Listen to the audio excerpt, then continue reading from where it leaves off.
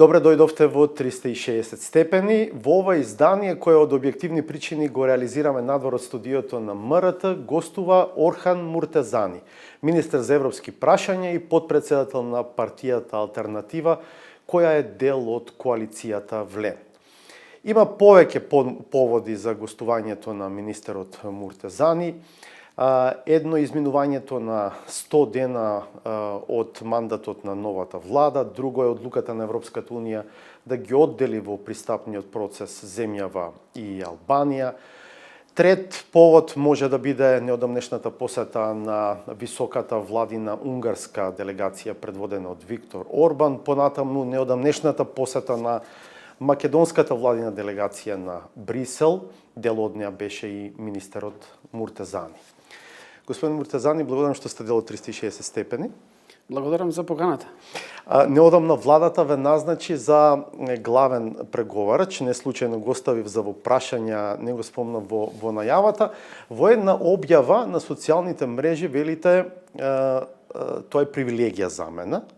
Се ако бидам циничен, ајде ќе бидам циничен во прашањето, привилегија зошто? Затоа што нема процес, затоа што нема да имате работа како преговарач. Не, апсолутно не. Прво, бидејќи за нас како алтернатива и како ВЛЕН, тоа е еден апсолутен приоритет за стратешката ориентација на владата и да се работи за постигнување на стратешките цели на државата, секогаш е особена чест и задоволство да и ние дадеме еден мал придонес кон остварување на таа цел. Но процес нема. Вие сте главен преговарач во блокиран процес практично, затоа и ве прашав на тој начин во прашањето. Прво, секако дека да, меѓутоа не значи дека се стои. За жал, тоа што го имам како перцепција во овој почеток од министерувањето е дека претходната влада буквално така гледала на цел процес и прво не е довршена целата преговарачка структура која што е дефинирана. Не е пополната, не била предмет на јавни расправи со невладини организации, со експертски групи, не биле мобилизирани сите институции за да се доврши и така натаму.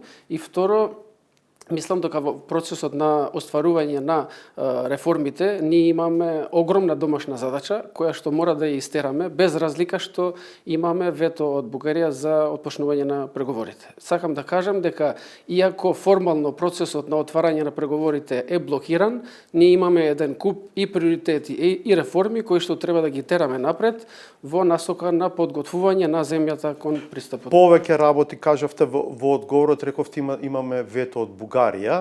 Сега ако ја гледаме моменталната состојба, да речеме од друга перспектива, следниот чекор за следната меѓувладина конференција е на наша страна, нели?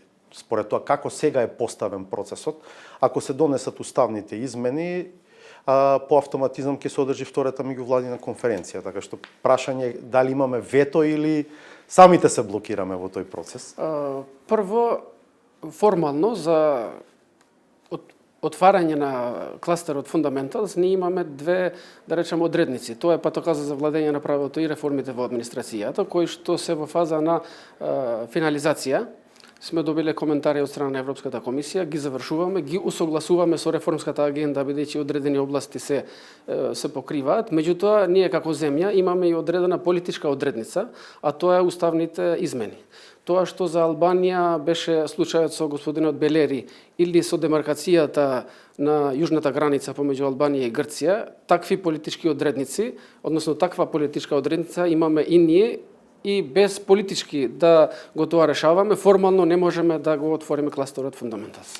Околу структурата за преговори, може ли да има логика зошто таа не е пополнета? Оти ако се пополни, таа некако треба да се одржува во кондиција. Ако нема процес, вие нема како да одржувате таа структура во кондиција. Можно ли е тоа да била логиката позади евентуалното непополнување на преговарачката структура? Ми го разбирате прашањето, секако, така? Прво не се согласувам, бидејќи на првите мои состаноци со сите европски представници, меѓутоа и амбасадори на европските земји во нашата земја, неколку пати ми е побарано и да биде назначен главен преговарач и да биде финализирана целата структура, бидејќи формалниот акт на отпочнување на преговорите со отварање на кластерот Фундаменти е процес кој што од нас ќе бара ние да сме биле спремни и во кондиција која што веќе е отпочната и тестирана, за да може да се отпочне целата комплексна операција околу преговорите. Така да не се согласувам дека треба да се случат уставните измени за да ја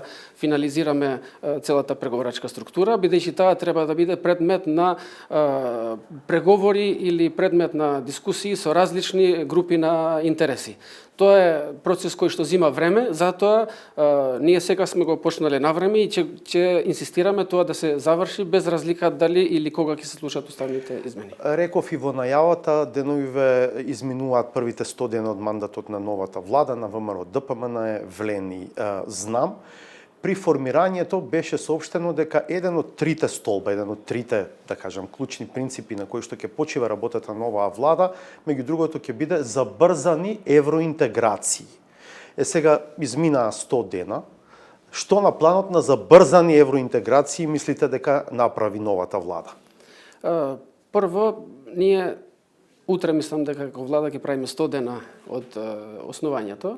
Вие сигурно се сеќавате дека во процесот на преговори за формирање на владата, ние како влен инсистиравме на одреден рок од 6 месеци за да се стигне до план за одблокирање на процесот околу евроинтеграциите. Тоа неколку пати беше и предмет на јавна дискусија, меѓутоа нашата иницијална намера беше да се скрати временскиот рок за прво да се смета како апсолутен приоритет и второ во првите 6 месеци ние да ги направиме сите внатрешни, меѓутоа и надворешни консултации со нашите стратешки партнери за да создаваме дополнителна динамика. Такви напори имаше и внатре во коалицијата и на нашите составници со високите представници на институциите во Брисел и пошироко. Сега за сега не можам да кажам дека имаме конкретен план кој што би успеал, меѓутоа се работи на одредени насоки кои што дават надеж и кои што треба да се прецизираат и материализираат откако нашиот сосед, односно Бугарија, ќе има стабилна политичка влада, бидејќи во фаза на предизборие било каква добронамерна порака или предлог може од другата страна многу лесно да се користи за политички маркетинг во предизборието, затоа ние и понатака ќе продолжиме да инсистираме во изнаоѓање на одредени насоки кои што мора да бидат пласирани откако ќе завршат изборите. Бевте во Брисел заедно со премиерот Мицковски, имавте средби на високо ниво, меѓу другото и со претседателот на Европскиот совет Шарл Мишел. Дали беше таму на таа средба отворено прашањето тоа што како термин го користат пред се представници на ВМРО ДПМН во владата е една терминологија така наречен француски предлог плюс. Дали се зборуваше за евентуални модификации не на преговарачката рамка, бидејќи станува збор за пакет од неколку документи, за нешто во контекст на тој пакет документи што би можело да биде доволно за ВМРО ДПМН да каже добро, одиме напред.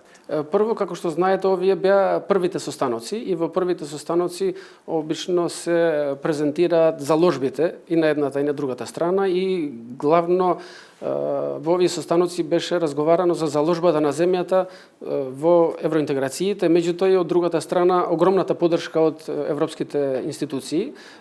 Не беше разговаран конкретно вашиот предлог за француски предлог плюс, беше разговарано околу предлогот на нашата влада на носење на уставните измени со одложено дејство, зашто морам да бидам искрен дека не дека има некоја голема надеж од страна на институциите во Брисел дека таков предлог би поминал, меѓутоа тоа не се отфрлува како анблок, има одредена доза на оптимизам кој што ние ќе треба да го конкретизираме.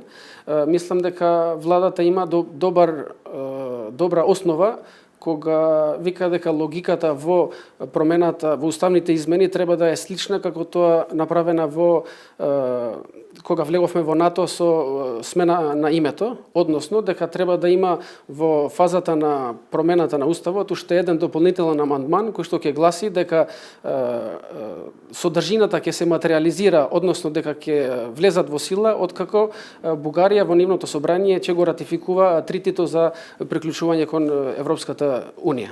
Сега, велите дека не се отфрла оваа идеја, ако добро ве следев, но, например, председателот на Европскиот совет, Шарл Мишел, по средбата со премиерот, во објава на социјалните мрежи, порача сега е клучно да се спроведат обврските од минатото.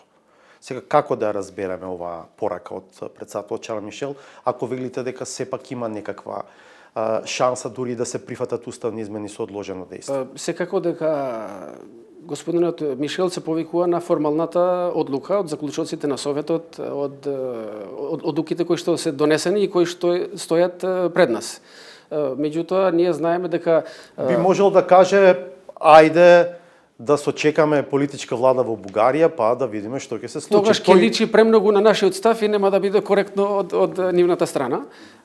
Тоа што ние го добиваме како сигнал од другата страна е посветеноста процесот да оди напред. Вие знаете дека сите овие спорни прашања беа предмет и на предизборната трка и ВМРО ДПМН доби 58 пратеници, токму настојувајќи на тоа дека ќе се елиминираат одредени последици, односно штети направени од претходната влада. Затоа ние и како ВЛЕН сметаме дека таа поддршка изразена во 58 бој пратеници е одредена порака претежно од нашите сограѓани македонци, кои што треба на процесот да се пристапи многу внимателно, за да се елиминираат сите тие прашалници дека ние како земја постојано нешто сме отстапиле и дека евентуално би се соочиле уште еднаш со повторна блокада во иднина. Имаше веројатно повеќе причини за тој резултат на ВМРО ДПМН. Еве во анкетите, да речеме, кога ги прашуваат граѓаните кој е за вас најголемиот проблем, велат корупцијата и криминалот. Така што веројатно 58 пратеници не се само поради Токму затоа Бугарија. едно од трите приоритети е борбата против корупцијата и организиран криминал. Токму заради тоа. Околу Бугарија, еве и вие повторувате дека треба да се почека формирање на стабилна политичка влада. Знаете дека таму сцената е прилично фрагментирана. И сега големо прашање е дали и последните избори кои што се некаде на крајот на октомври воопшто може да се формира политичка влада. На што воопшто се темели очекувањето дека ќе имате соговорник во Софија во скоро време. А дури и да имате, ги чувте изјавите на главните политички лидери таму пред некој ден, поводот беа некои случувања. Да, но во предизборие се и разбирливо е зашто тоа е така. Мислите дека по избори би го смениле ставот? Не, мислам дека после изборите нема да има трка за собирање гласови. Добро. И ќе треба одредено време за транзиција од предизборие во реал политика и мислам дека тогаш би имало посмирен терен за воспоставување на диалог. Бидејќи ние сега како земја скоро да немаме меѓусебен диалог, што е многу лошо. Да, зошто истата логика не аплицираме на нашето постизборие? Дури има такви пораки. Кога ВМРО ќе излезе од предизборната реторика? Зошто таму мислите дека ме разбирате? Не се согласувам, бидејќи мислам дека ние скоро го заокруживме тој процес на пост избори и веќе влагаме во реал политика. Ако одма после изборите председателката на нашата држава не го употребуваше уставното име Република Северна Македонија, како што и самите видовте во Генералното собрание во Унга беше спомнато уставното име. Затоа сметам дека тој процес на транзиција од предизбори до владење кај нас веќе е затворен, а истиот би требало да се случи и во Бугарија после избори. Ама со Грција сега добро малце ги поместуваме темите, но со Грција проблемот не е толку употребата на уставното име надвор, повеќе е да се употребува во сите официјални контексти дома, а ние председателката, да речеме, дома не сме чуле да го користи уставното име. Не, во ред, меѓутоа би беше зборот дека после избори секогаш има одреден период на нормализација, односно транзиција, кој што треба да е и таму исто. Колку според вас инвестиција во потенцијален диалог со Бугарија се изјавите на вице-премиерот и министер за транспорт Александар Николовски од пред неколку дена, да речеме, во репликите што ги разменија со Бојко Борисов, дека лидерот на ГЕРБ, партија која што патем веројатно ќе освои најголем број пратеници на следните избори во Бугарија, ако воопшто се формира политичка влада, не знам како би се формирала без ГЕРБ, е човек обвинуван за корупција, кој што во спалната спие на пачки злато и евра. Колку е тоа инвестиција во еден иден диалог со Бугарија? Па, искрен да бидам, не е воопшто инвестиција. И плюс, што е полошото, ја мислам дека на тој начин помагаме на нивната предизборна трка да станеме ние како држава клучна тема на нивните избори. При тоа не сме проблем на граѓаните во Бугарија. Ама не видовме оградување, да речеме, одвлен од таквите изјави. Ако вие сега велите, тие не придонесуваат најмалку за утре да се воспостави некаков диалог со Бугарија, така? Апсолутно сметаме дека такви пристап е штетен. Токму поради фактот што не сме ја блокирале ние Бугарија, туку Бугарија не блокираше нас. И мислам дека нашиот пристап треба да е крајно конструктивен и внимателен, бидејќи со секое заострување на понатамошната реторика би можеле евентуално да ги затвориме и тие врати што ние сметаме дека може да се отворат после изборите. Зошто и вие мислите дека уставни измени со одложено дејство носат некаква гаранција или предвидливост на процесот, како што велат представниците на ВМРО-ДПМН за Северна Македонија? Еве да го дополнам моето прашање. Преговорачката рамка ќе остане иста. Содржината на преговорите ќе остане иста, дури ако уставните измени бидат со одложено дејство.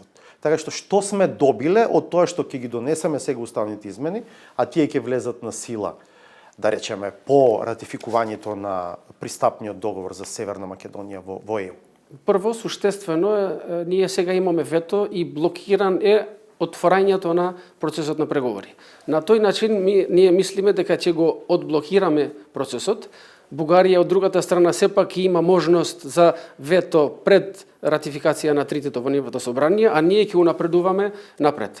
Значи, централниот фокус на овој предлог е да се одблокира отпочнувањето на преговорите, со тоа што ние ќе имаме 2, 3, 5 години пред нас да ги спроведеме реформите и да одиме напред во евроинтеграцијата, а од другата страна Бугарија пак би имало право на вето доколку правата на бугарската заедница не се материализира во нашиот устав и закони. Има изјави дека правата на бугарите во Македонија не може да чекаат 5, 10, 12 години, зависи колку ќе трае, да речем, пристапниот процес на земјава. Но и пак ќе кажам, тоа суштински ништо не менува како содржина, бидејќи преговорачката рамка ќе остане таа, а од ВМРО-ДПМН, да речеме, пред изборите инсистираа на тоа дека самите уставни измени можеби не се голем проблем, ама дека практично, како се вели, ѓаволот се крие во некои детали во преговорачката рамка. Токму затоа деблокирањето на процесот и поместувањето, да речем, на правото на вето на крај на процесот, мислам дека ни создава одреден простор по пат ние да ги решиме сите тие потенцијални теми за кои што ние сметаме дека можно е некој пак да не блокира. Што ако се испостави дека сето ова е невозможно да се смени и да биде прифатено од бугарска страна? Прво, не можам да тргнем од хипотетички ситуации. Ние сме цврсто одлучени да работиме на изнаоѓање на решение и ќе работиме постојано, ќе тропнеме на секоја врата и ќе експлоатираме секоја можност за решавање на проблемот, бидејќи на нас не е јасно, а тоа ни беше посочено и во сите средби во Брисел, дека без уставни измени ние како земја не може да го отпочнеме процесот на преговори. Останува тој рок од 6 месеци што го споменавте, во кој што сакате да се стигне барем до план? Прво, тоа зависи многу од тоа дали ќе има политичка влада во Бугарија, бидејќи тоа е клучен во процесот на диалогот, меѓутоа сега за сега секако дека стои. Колку во таа равенка се важни локалните избори во Македонија наредната есен? Мислам дека погрешна е логиката локалните избори да ги мешаме со стратешката ориентација на државата. Стратешката определба на државата бара од нас да работиме константно, особено кога ни се дава можност брзо да унапредуваме напред. А таа можност сега, еве се потврдува и со Албанија, и со Украина и Молдавија, е шанса која што ние мора да ја искористиме. Дали е голем пораз за држава тоа што сме одвоени од Албанија и дали тоа во практична смисла ќе значи нови стотици, ако не илјадници, поединци и семејства со спакувани куфери да си заминат? Каде ако не во лицемерниот запад? Прво, не треба да сме наивни и да мислиме дека одвојувањето на Албанија нема да има рефлексија врз нас. Меѓутоа, под хипотетика, ние веќе да почнавме со спроведување на уставните измени, за кои што треба немалце 6 месеци да се спроведат. Ние немаше да стигнеме Корепер да дава препорака ние да ги почнеме преговорите. Од каде тоа дека 6 месеци? Не се такви рокови. Па, сите правници и 3 пратеници месеца отприлика се сметаат роковите. дека од 3 до 6 месеци треба за да се спроведат успешно уставните измени. Која ми е поентата? И од првиот ден да почневме ние да работиме на уставни измени, немаше да стигнеме до сега. Што доаѓаме до констатацијата дека разделувањето на Албанија од нас е почнато многу порано пред ние да ја Вашиот партнер оформиме ВМРО владата. ДПМН претходно обвинуваше дека дуи работеле активно на спојување на Македонија со Албанија. Сега друга реторика слушаме. Се сеќавате нели на тие изјави дека Бујар Османи работел на спојување на Македонија со Албанија. Не знам, кај наш може многу чудни работи да се слушнат, така да не сум запознаен, не сум слушнал за ваква изјава. Не, со оваа логика, знаете како, ако ние ги донесевме уставните измени за време на мандатот на претходното собрание, сега каде ќе бевме? Сега... Мислам, од ја велите дека од прв ден да почневме, не можевме да ги донесеме. И во однос на рокови нема да можеше да се стигне. Особено Дуи имаше време 22 години на власт да ги спроведе уставните измени, меѓутоа сите ние видовме дека наместо испорачување на уставни измени се купува згради во ова близина за тесни членови на потесното семејство, се тераше корупција и така натаму. Затоа мислам дека тврдењата на Дуи не треба да се сваќаат сериозно во однос на интегративниот процес. Кога велите не треба да се отфрла дека тоа што Албанија е одделена од земјава на патот кон ЕУ, ќе има последици, на што мислите? Не, реков ќе има рефлексија. Така? Бидејќи ние како... Мислите пресекајат етничките албанци во земјава? И генерално, бидејќи тоа може да доведе до прво зголемување на евроскептицизмот кој што ние гледаме дека е во постојан раст не само во земјите од Западен Балкан, меѓутоа и во Европа. И второ, уште повеќе кај одредени наши граѓани може да се бетонира чувството дека ние било што да направиме, било што да отстапиме, нема да може да станеме дел од Европската Унија. Меѓутоа, разделувањето на Албанија од Македонија е јасна порака дека проширувањето е живо и се случува. И мислам дека централната тема е тука и ова треба нас да не охрабрува, ние да работиме уште посветено на изнаоѓање на решенија, за да го искористиме моментот. Само да споделам неформално, секако, Црна Гора веќе има договорена и временска рамка до кога би ги завршил преговорите. Тоа е 26-та. Албанија има оптимистичка рамка до 2027.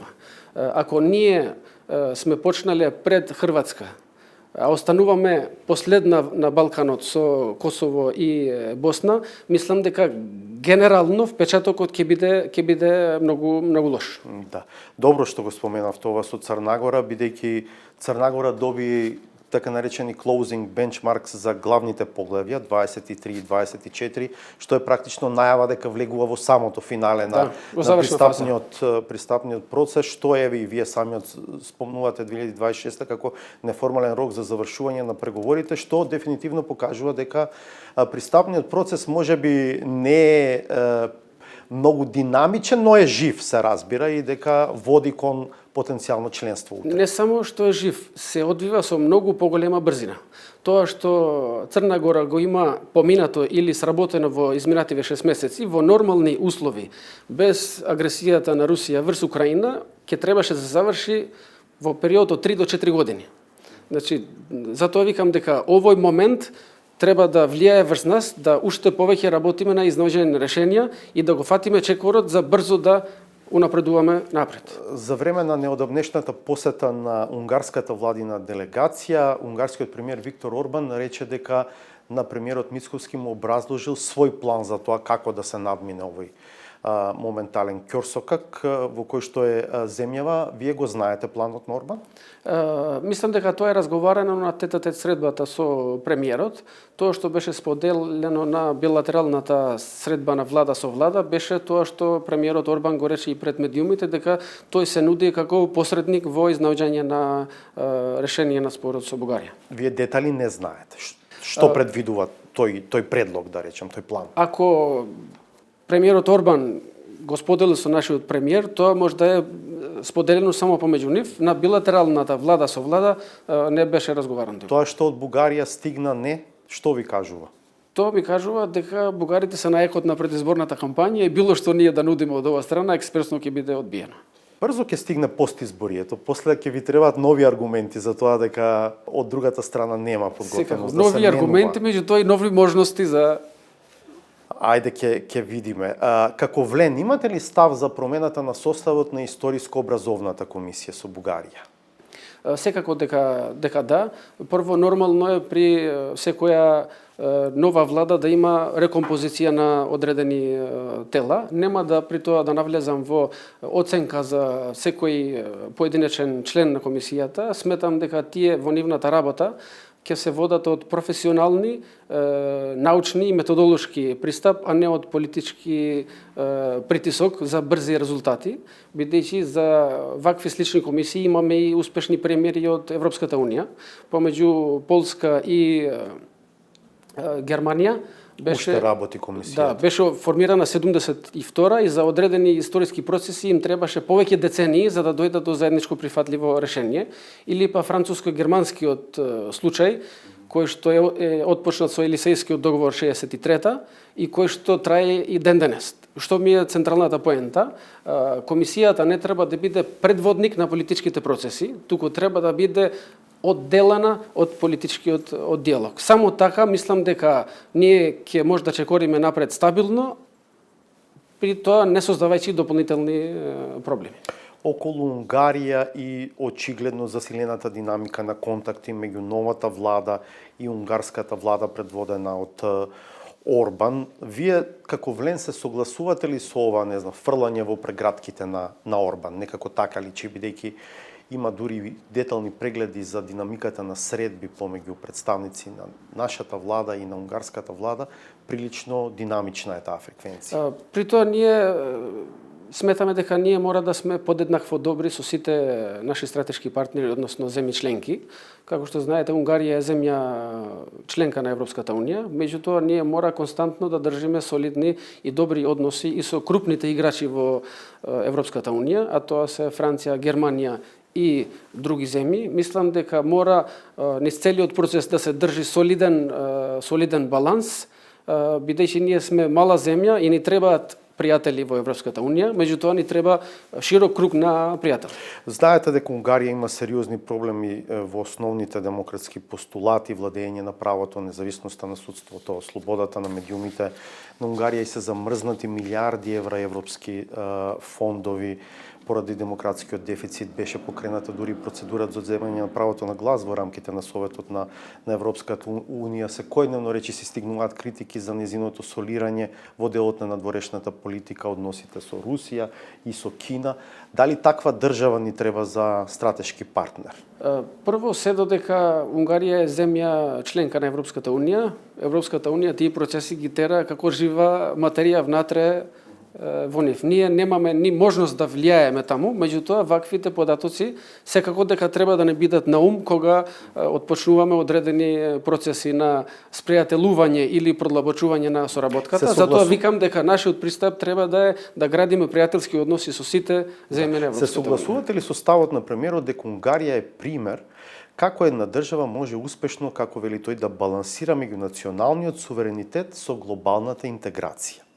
Прво, не знам точно контекстот на кој така беше напишано во соопштението. Мислам дека изјавата на премиерот е повеќе во однос на спречувањето на миграцијата и клучната улога што Унгарија го игра за заштита на интересите на Европа. Меѓутоа не можам да подетално да ја коментирам изјавата. По изјавата на Орбан во Охрид, убедени ли сте дека парите од заемот навистина се европски, а не се кинески? Прво, немам причина да не верувам, бидејќи, како што знаете, Европска Унија има механизми да го тоа детектира. И ако премиерот на Унгарија, кој што знае дека постојат такви механизми, на пресконференција вика дека ние не можеме, не постои можност да ви даваме пари кои што не се европски, немам причина да не верувам. Меѓутоа, доколку евентуално има одредена детекција дека тие пари не се европски, тогаш тоа е друга причина за друг разговор. Ја знаете ли цената, да речем, политичката или бизнис евентуално, што стои за овој заем од Унгарија од 500 милиони евра? Еве да бидам поконкретен. Досега е обзнанет интерес на еден унгарски телекомуникацијски оператор за евентуално влегување во Македонија. Што е, бидејќи тоа е главното прашање, што стои за овој заем од 500 милиони евра? Сега за сега немам ни лични информации, ни пошироки, за да можам да посочам. Меѓутоа, јас би го разделил кредитот со најавите за влез во нашиот телекомуникацијски пазар.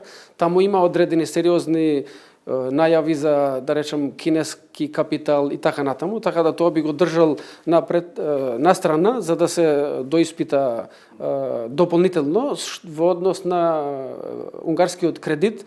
Немам ниту информации, ниту пак сомневања дека позади тоа може да се крие одреден друг интерес.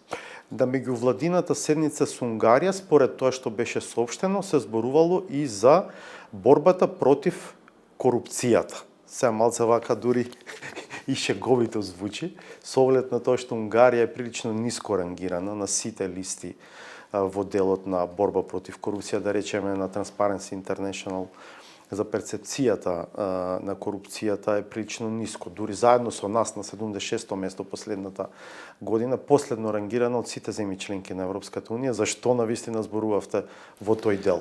Во тој дел не сум зборил јас сум зборил со мојот колега од Европски прашања. На таа тема имаат зборено министрите за правда и на билатералната средба беше споделено со нас дека е разговарано и на таа тема. Меѓутоа, искрено не можам да споделам повеќе, бидејќи не сум бил на билатералната средба помеѓу министрите за правда. Да го прашаме. Меѓутоа, секако се согласувам дека за да граѓаните го сваќаат тоа сериозно, ние прво треба од добри зборови да преминеме во дела и во имплементација на успешни искуства од земји кои што успешно се справуваат со тоа. Да, Унгарија мислам дека не е баш таков пример. Каков е статусот на планот за раст на Европската Унија? Зошто се уште ги нема првите пари? Се најавуваа дури за летото, па август, па септември, еве го изминува септември. Првите пари од 6 милиарди Северна Македонија треба да може да смета на околу 750 милиони евра, дел грантови, дел поволни заеми, се уште ги нема тие пари. Прво, ова е тема која што ми беше на маса буквално една недела пред да станам министер и е тема која што владата беше максимално преокупирана првите 2 недели од своето функционирање. Ние при крај на август ја одобривме драфт верзијата на реформската агенда, која што после тоа одредени 10 до 15 дена беше предмет на прифаќање на коментари од страна на Европската комисија. После завршувањето на коментарите и нивното внесување во содржината, документот е испратен до Европската комисија. Требаше да е на дневен ред во ИПА комитетот за да се донесе имплементирашка одлука во почеток на септември. Беше одложена крај на септември со настојувањето сите реформски агенди од 6 земји од Западен Балкан да бидат ставени на дневен ред. Босна понатаму отпадна од овој процес. Сега имаме најави дека првата недела од октомври ќе се најде на дневен ред во ИПА комитетот, откако ќе биде реформските одобрувањето на реформската агенда. На реформските агенди за 5 држави. Да. Откако ќе биде откако ќе има имплементирашка одлука, после ќе донесеме на влада финалната одлука. Дозволете ми да објаснам зошто досега не сме можеле да ја споделиме со јавноста, бидејќи од нашите стратешки партнери неколку пати ни беше посочено дека документ кој што не е одобрен од земјите членки, ако ние почнеме да го споделуваме во јавност, ќе биде дека ние на своја глава нешто што не е одобрено од нив го објавуваме и на тој начин ќе го сватат тоа како притисок, односно како да ги ставиме пред свршен чин. Јас веќе правам план на споделување на реформската агенда со сите општествени чинители, така да веднаш откако ќе биде завршен процесот на носење во Европската комисија, експресно ќе биде споделен и не само споделен, туку и предмет на јавни дебати. Прво ќе признаете ли дека сепак основата за тоа ви ја остави претходната влада? Претходната влада сработи голем дел од реформската агенда, меѓутоа тоа што ја го добив како информација од првиот ден од како станав министер е дека таму од почетокот на годината од јануари целиот фокус бил поместен на изборите и крупни 10 до 12 точки кои што беа најгорливи беа оставени настрана. Заслугата на ова влада е што тие 10 до 12 точки беа сериозно разработени и предмет на неколку рунди на преговори и со Европската делегација и на онлайн конференции со Европската комисија и мислам дека репреговарањето на тие точки е во интерес на нашата држава, бидејќи да ги носевме како што беа добиени од претходната власт, прво ќе ги лажевме нашите стратешки партнери дека тие се остварливи, бидејќи ние како влада сметаме дека тоа не беа остварливи, прво, и второ, само ќе влевавме надеж во нашите граѓани дека добиваме пристап до 750 милиони евра, кои што никако не може да ги добиеме. Да, може ли 2-3 точки само да наброите, например? Прво, една чувме од Николовски дека беше во делот на либерализација на делот на транспорт, железнички транспорт, да речеме. Тоа е поместено од 27 натака. Прво, второ, процесот на скратење на, да речем, субвенциите во производството на електрична енергија. Предлогот на Европска комисија беше многу поамбициозен. Ние успеавме тоа малце да го ублажиме и да го поместиме временски, бидејќи знаеме каков ни е енергетскиот сектор и производствените капацитети и таквото прифаќање ќе беше многу нереално.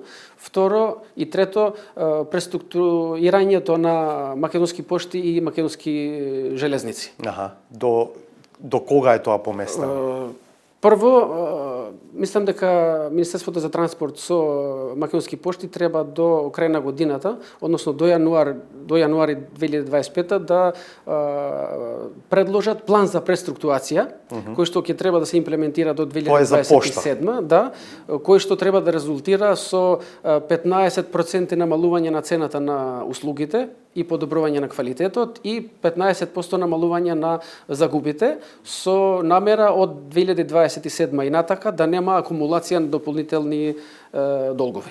А со железници? Со Македонски железници, прво тоа што го спомнавте и вие, либерализацијата на пазарот, бидејќи ние сметавме дека ако сега се дозволува приватни оператори да влезат, буквално нема да може никогаш да ја подобриме ситуацијата во Македонски железници. Јас сум бил генерален директор и таму и знам колку е горлива ситуацијата. Да, и вие на транспорт бевте директор. И второто е околу имплементацијата на тоа што го викат Intelligent Transport System и во патниот сообраќај и во железничкиот. Во железничкиот ќе почне со коридорот 10, а до 2027 ќе треба да се имплементира на ниво на цела железничка инфраструктура. Има ли обврски преземени на планот на исклучување на јагленот како реагенс во делот на производството на струја? Има ли такви обврски преземени државата?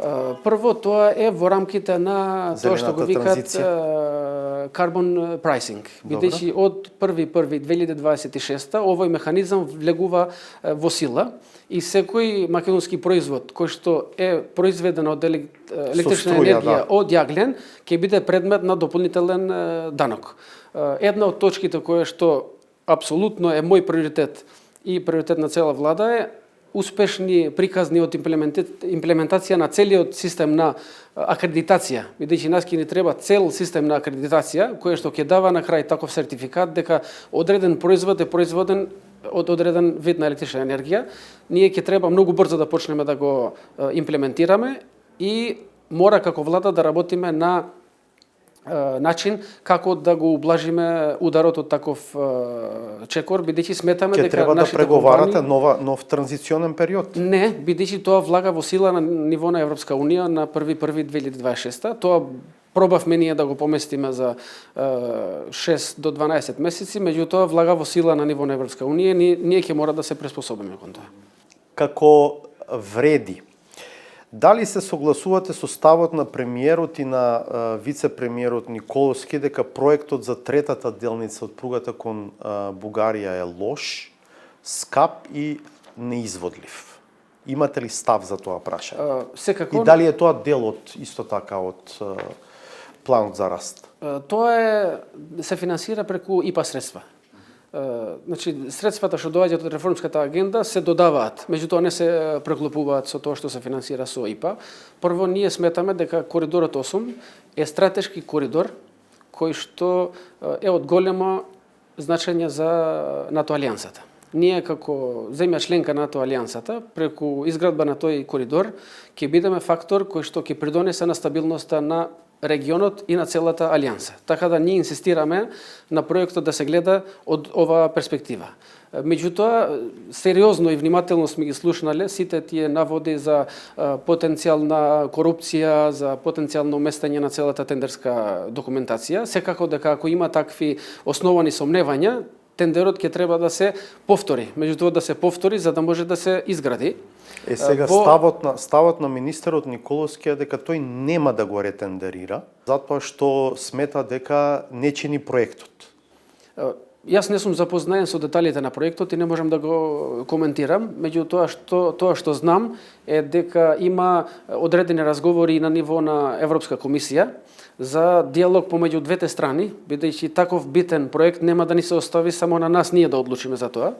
Вие знаете и кој го поддржува и кој го финансира. Не ја финансираме само ние како држава тој проект, меѓутоа тој е финансиран со европски пари. И таму има ризик да се изгубат околу 210 милиони евра грантови, 150 преку инвестицијската рамка за Западен Балкан и околу 60 на се грантови преку ИПА. Прво тоа што е сигурно дека до крај на годината, ако не се продолжи понатака со актуелната тендерска документација, ние ќе изгубиме 30 милиони ИПА средства. Так. Тоа јас сум го најавил на пресконференција дека ќе изгубиме 40, а од тие 30 само се од ИПА од третата секција на железничкиот коридор 8. Како би ги оценили односите во владачката коалиција после овие први 100 дена влада? Прво, како при почеток на секоја фудбалска сезона, треба одреден период за да се знае кој во каква позиција игра најдобро. Јас сметам дека овие 100 дена беа тест за тоа кој какви резултати и каде може да испорачува. Последните 20 дена сметам дека паднати се притисоците. Атмосферата во рамките на владата е многу конструктивна и гледам многу голем мотив и потенцијал за заеднички да се терат одредени процеси натака, бидејќи ние заеднички ја формираме и владата и ќе мора заеднички да ги испорачаме. Имате ли чувство дека ВМРО ДПМН во овие 100 дена сакаше да ви покаже каде ви е местото во неколку ситуации, да речеме? Еве, само последниве 10 дена на изјавата на Изет Меджити дека има согласност во владината коалиција законот за бранителите да се држи блокиран. ВМРО ДПМН излезе и веднаш повика законот да продолжи парламентарната процедура, да речеме. На изјавата на пратеникот Халил Снопче дека ако се донесе законот за бранители, Вленки излезе од владата, премиерот му рече па нека вие со среќа. Прво, последнава изјава ја сметам како забрзана. Ние сме влада и треба да действуваме низ механизмите на владата, а не да се претрчаме и да кажеме дека би излегле од владата. На Халил Снопче изјавата ја сметате за избрзана. За избрзана, секако. Мислам дека таков став сподели министерот, односно председателот на Алијанса за албанци Таравари. Ние сме дел од владата и треба да действуваме преку владините механизми. Не делам таков впечаток дека ВМРО се обидува да ни го покаже каде ни е местото, бидејќи тоа не се чувствува во системот, во владата, во механизмот на владење. Мислам дека е повеќе перцепција во јавност која што е подпомагана од силните инсталации на ДУИ во медиумскиот простор. Меѓутоа, пред нас имаме доволно време ние да го покажеме спротивното. Да. А сознам какви ви се односите. На почетокот имаше многу искричење таму. Пред се да речеме за балансерот, сега имаме во меѓувреме и одлука за замрзнување на примената на балансерот од Уставниот суд. Јас уште и во некои други изјави за медиуми сум кажал дека на влада не се осеќаше таа тензија која што беше предмет на јавноста, бидејќи сите министри се крајно конструктивни. Меѓутоа, кога сме кај знам, ќе ми дозволете само да го коментирам вчерашниот состанок помеѓу Максим Димитриевски и рускиот амбасадор во Куманово. Сметам дека таквиот состанок праќа многу погрешна порака до нашите стратешки партнери и е спротивна на ориентацијата на владата и на земјата. Освен јавно ќе се го кажете ли тоа и вака искрено, да речем? Спротивна на насоката на министрите на знам кои што се дел од владата. Меѓутоа, морам да нагласам дека тоа е ориентација на ниво на општина, која што никако не може и не смее да се одрази на владата, бидејќи тој феномен сме го виделе ние и порано, кога 2020 година тогашниот градоначалник на општина Центар се среќаваше со рускиот амбасадор и договорија изградба на меморијален центар или парк позади универзална сала и никој тогаш не сметаше дека е нарушена ориентацијата на владата. Меѓутоа се согласувам дека тоа праќа погрешен. Тоа е пред руската агресија на Украина. Сега дополнително се антагонизираа, да речеме, односите меѓу Западот и Русија. Секако, меѓутоа пристапот на Западот према Русија бил ист, само што е, да речем, дополнително појачен. Како го коментирате тоа што ДУИ ги обезбедува гласовите кои што му фалат на мнозинството кога треба да се носат двотретински закони? Видовме неколку такви примери. Мислам дека станува збор за договори помеѓу нив и ВМРО заради тоа што на ДУИ им е многу битна да се одржи жива перцепцијата дека тие брзо ќе се вратат на власт. И мислам дека тие ќе гласат све што треба за владиното мнозинство, само да го држат во живот идејата дека тие би можеле брзо пред локалните избори да се вратат на власт. Мислам дека е само политичка авантура во функција на локалните избори. А по локалните? Може ли да има предвремени парламентарни заедно со локалните? Апсолутно не се согласувам, бидејќи владиното мнозинство е стабилно и скоро двотретинско и не гледам никаква причина за потреба за дополнителни парламентарни избори. Ние и како влада јавно сме соопштиле дека претходното владење е глорифицирано, е дефинирано како коруптивно и тоа коруптивно ќе треба низ институциите на системот да се санкционира. Јас не гледам ни потенцијална можност за коалиција помеѓу ДУИ и ВМРО, тргнувајќи од таквите констатации дека претходната влада беше крајно корумпирана. Затоа не гледам можност ДУИ некогаш да се приклучи кон владиното мнозинство. Благодарам за ова интервју. Благодарам и за можноста. До крај нова саботажа. Благодарам што бевте со 360 степени. Пријатно.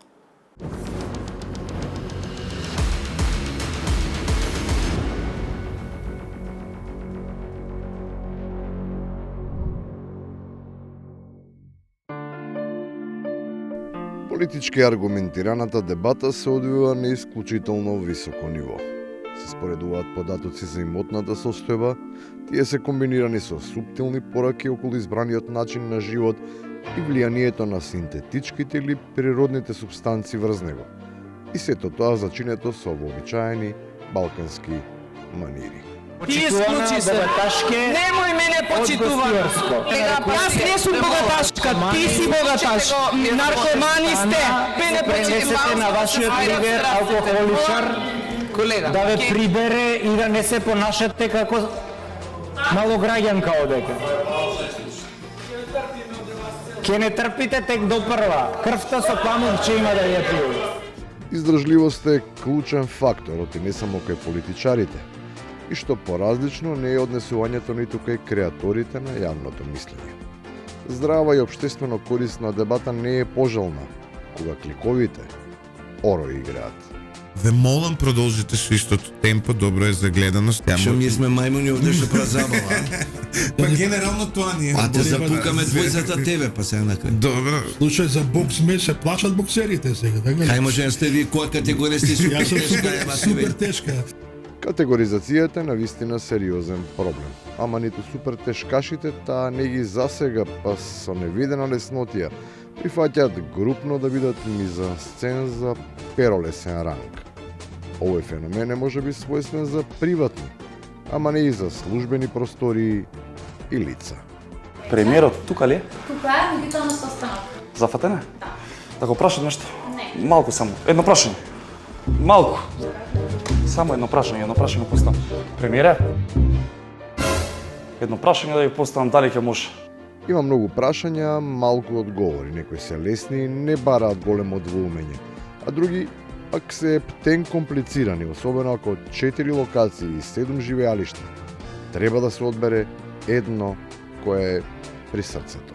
Шпанија или Португалија, кој ви е по Ова е омилена? тешко прашање. Во Португалија океанот е ладен, не може да се бањате, така да Шпанија. Одлуката е донесена, ама тие што се само овде и немаат некој баш голем избор. Единствено на што се надеваат е дека ќе престане праксата и нема да има следни јунаци, кои ќе ја преземаат традиционалната штафетна палка. Уште не сум сретнат директор кој не рекол кај се наоѓам јас во ова ден Дончев ми бараше 25.000 евра месечно. И на крајот, во очекување дека ним нема да им биде така како што гласи пригодната порака за добар почеток. Нека му се стрети.